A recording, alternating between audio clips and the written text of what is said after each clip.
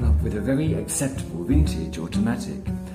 Although at $12, you should accept a few compromises here and there to reduce production costs. The few niggles I have with the H273M are not so much concerned with cost saving but aesthetics, which I feel would have not affected the price too much. So it's not a perfect watch for the price, but this is of course my own opinion. So let's have a look at this thing. Now I'm going to deviate by a bit here, well actually quite a lot. So I recently had someone laugh at my hobby of collecting watches, in particular budget watches, and predominantly from China. On that same day I was wearing this Jaragar 930p, which I had previously given a bit of a roasting to in an early review, mainly because of this blingy chocolate strap. Well, while it was on my wrist, I couldn't help staring at every feature of it from every angle. And it struck me that once you bypass the prejudices, you're left with a really beautiful watch. The fume floorboard dial, the hands, the indices, and a second hand which nails every single marker. And there are many $200 watches that can't do that. There was also the shape of the watch, the case itself, the design of the case, the bezel, actually everything. And by the end of that day, I'd even come around to the chocolate brown strap. It's different and actually goes well with the rose gold case. Even the blue fume dial works in the contrast. The brown, the gold and the blue. Completely different colours, but they do, for some reason, work really well on this watch. So in fact, I spent a lot of the day looking down at my wrist, but not actually checking the time. I could honestly say that if I had a choice to wear an original Omega Seamaster or a Calatrava, based on looks and how it makes you feel wearing it, I wouldn't change the Jaragar. Now you might be thinking, what's my point to all this and how is it concerned to the Jaragar? Well, very slightly. I just had an epiphany, and looking at past all the prejudice and snobbery, you can get a really beautiful budget watch that gives you a better feeling than many higher price watches.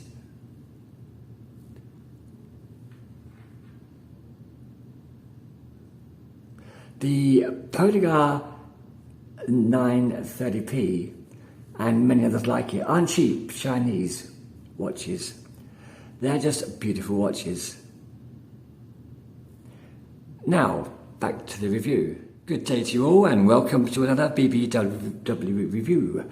A BBW review. This is the Jaragar H273M and shipped and packed from Shenzhen in China, cost a measly $12. Let's go over the specs. You have a 40mm diameter case, a 49mm lug-to-lug, a 22mm lug width, and a quite substantial height from the kind of pushed out exhibition case at the base to the slightly domed crystal at the top, which is 15.4mm. So let's go through the rest of it. So for $12, of course, you're going to get a chrome-plated alloy case, which, if you look after these cases well, they don't tarnish or rust up too much or too quickly. On the other side, you have 3 dials, sorry, 2 pushes, 1 crown. The 2 pushes are not chronograph, they're simply to change the day and the date and the month. The top pusher is for the day of the week, which is at the 9 position. So as you can see, for example, day 7, day 6, day 5, day 4. The bottom pusher at the 4 here is for the month. And as you can see, that sets the date. So today, for example, is the 23rd. 20, 21, 22, 23, the 23rd. And that's basically it. The bottom pusher also for the month of the year. But to do that, you have to cycle this quite a number of times until you get the particular month that you're on. Jumping back to the case for a moment, I should mention that these lugs, now the lug length is 49 millimeters, and it's made shorter by these stubby lugs that, as you can see, start quite deep within the case itself. And this is the first feature that, for me, gives it that vintage vibe. And I like the way, with these studs here, that they're connected to the spring bars. In addition, the second clue for a vintage is the pie-shaped design that they've used. The pie-shaped case. I think it's really nice. It's cute. And that leads us up on a rounded edge to the dial, which is quite... I mentioned it was slightly domed. No, it is domed. Gives some nice reflections there, refractions. Deeper within onto the dial. So we start with the minute track that goes around, all printed with dots and even smaller markers, which are very, very small patterns. And at every 5 minutes, you have a number going around. Then you have a blank space where you have the main Romans. Now the Romans they're not applied, but they are printed over many times to give it a kind of embossed feel. And again, just another touch of that vintage vibe. Into the center now, you have a textured dial, which is kind of diagonal waffle, and I really like that. Below the 12, you have a plate with the maker's name, Jaragar, also printed. Within that waffle design, you have, as mentioned, the 3 subdials that set just the date. And even they, if I could zoom in here, even they have radial lines going out from their individual centres. They didn't have to do that, and I think that's a real touch of class there, for a $12 watch anyway. The hands themselves on the dials are simple sword-shaped hands. As for the main hands on the watch, you have the same as the subdials, but just longer. Regarding the length, suitable lengths, the minute hand, yes, it does reach that outer track there. Hour hand, a little bit short, but this is sticking to the vintage vibe again. And there's no loom, of course. Again, another touch of the vintage, no loom. And a seconds hand, which is the longest, goes right to the edge of the minute track.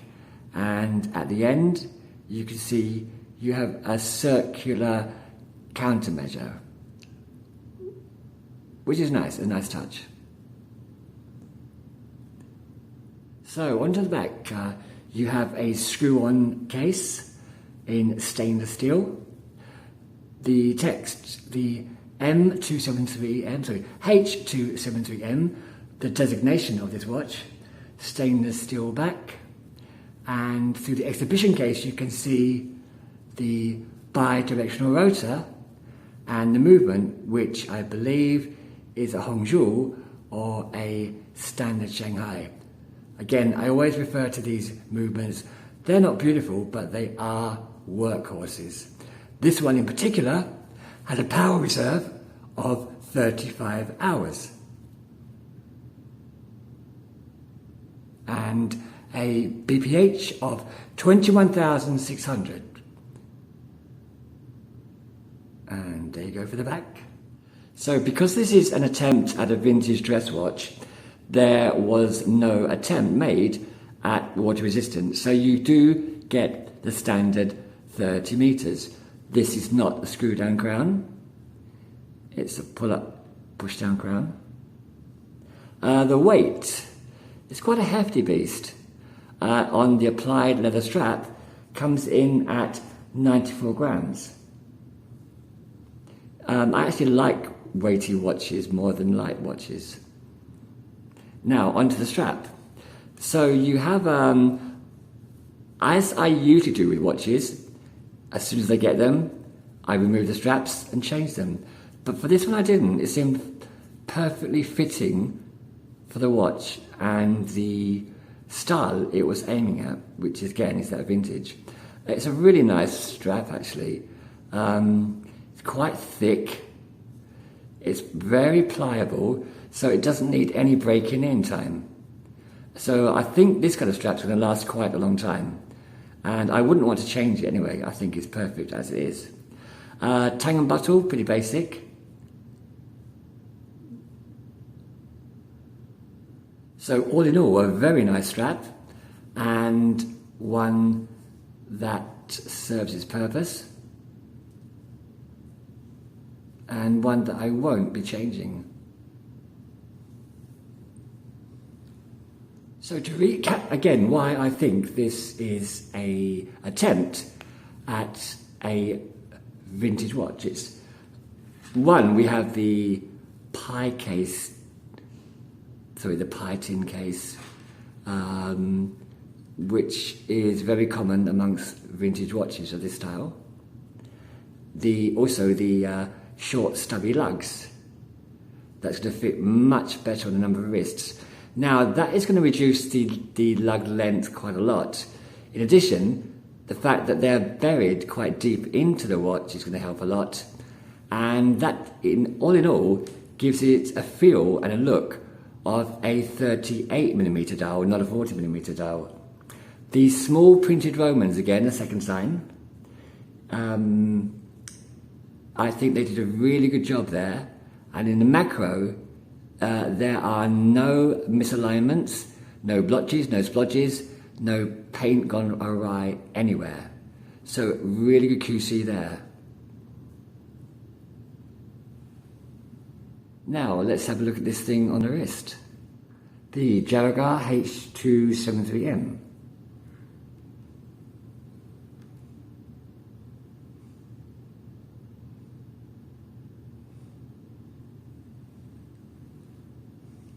And the profile view. It's a bit looser than I would like, so I may have to add another hole. Can you add a hole or remove a hole? Anyway, so it is quite stubby. It does lift off the wrist quite a lot. Not the sleekest of watches, but those lugs do kind of pull the case down visually a lot over the wrist. So I think it works well and it feels good. And it looks really, really nice as an attempt at a vintage watch. Now, for the $12 I paid for this, including postage and packing from China, I have absolutely no complaints at all. The only reason that it's not one of the first out of my collection and on my wrist is the legibility. I understand that they chose the right hand for the look they're going for, but to me the very slim silver hands on a whitish background doesn't really pop. And I do like to look at a watch very quickly and be able to tell the time within half a second. This one took some time to get used to, but that is my only complaint. The other one is at the dial, the sub-dial, at the 6 o'clock. To get the month, you have to press that 4 o'clock pusher quite a few times until that 3 o'clock sub-dial moves around and moves the month on to the correct month.